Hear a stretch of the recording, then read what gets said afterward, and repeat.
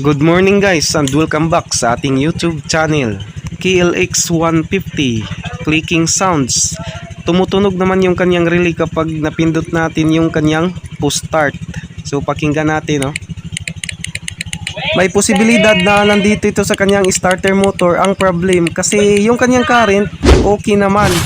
At ito naman yung dalawang wire sa kanyang push start at hindi naman siya putol. No, subukan ko lang tanggalin ang starter. Update ko lang kayo mamaya.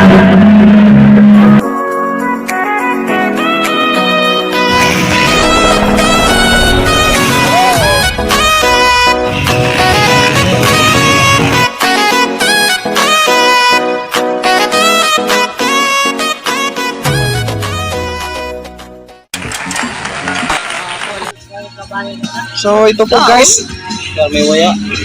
na-testing na po natin dito sa battery. So hindi umikot yung starter motor. So may posibilidad na carbon brush na talaga itong may sira. So gagamit tayo ng 7mm na to. Kasi 7 ang sukat nito. Yung size niya. 7 ba boy, no? Okay. So putok po yung kanyang carbon brush. Akala ko hindi ako iibig sa'yo. Ikaw pala ang aakin sa puso ko. Yes, ma! Kaya ngayon naging gulo-gulo ang puso ko noon. Walang siba.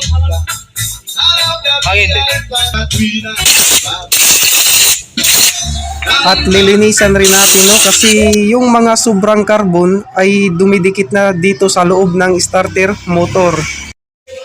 At kung paano man natin ito itinanggal, ganun rin yung pagbalik natin, no. So ikabit na natin yung bagong carbon brush.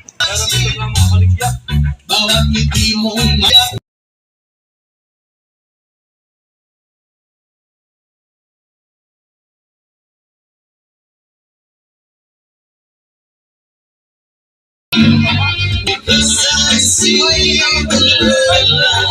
At huwag nating kalimutan yung grease. Para ng katagalan, wala tayong madidinig na clattering. Yung parang kumbaga yung kumalatok, dumadaldal, lumalagapak, or yung kumalansing. So guys, pasensya na po kayo kung minsan nahirapan akong magsalita ng Tagalog language. Kasi Bisaya po ako eh. Meron kasing mga difficult words like sa Tagalog na hindi ko alam. Kaya minsan nangangapa rin ako eh.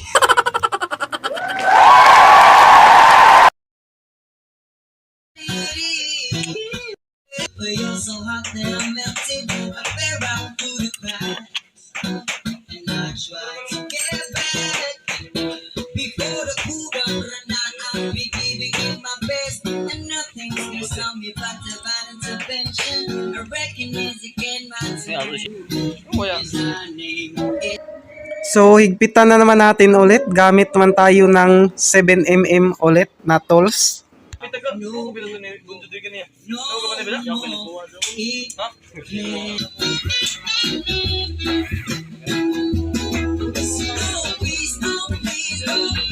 Guys, ilagay na natin ang starter. Yeah, alright. Oh, sige. Positive trigger po, no, yung nilagay nating wire. Itong tinuro ko. Ang wire na ito ay galing ng ating relay. Dalawa po yung wire ng relay na malalaki. Yung isa ay galing ng battery.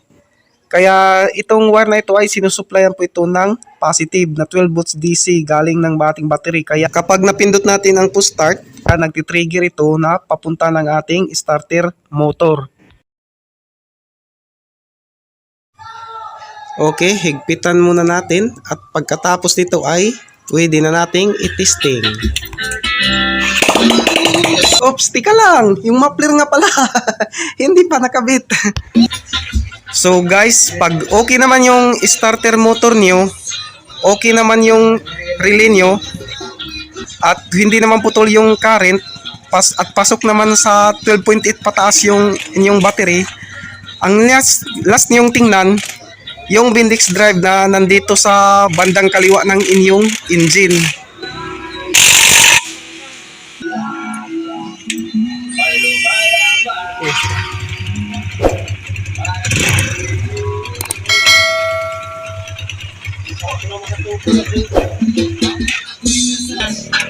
Lumalab